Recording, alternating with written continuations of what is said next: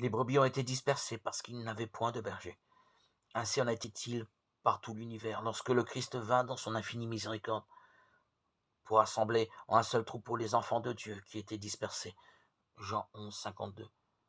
Et si pour un moment ils furent à nouveau laissés sans guide, lorsque dans sa lutte contre l'ennemi, le bon berger eut donné sa vie pour ses brebis, selon la prophétie frappée, le berger et les brebis seront dispersés. Zacharie 13, 7.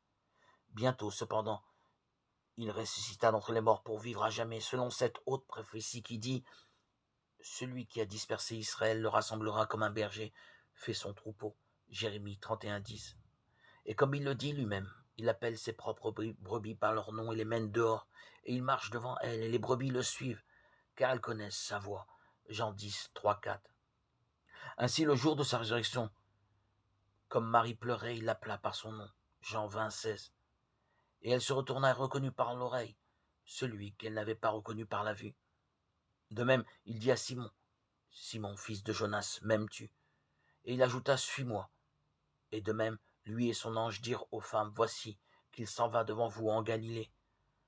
Allez dire à mes frères qu'ils s'en aillent en la Galilée, et là ils me verront. Matthieu 28, 7, 10.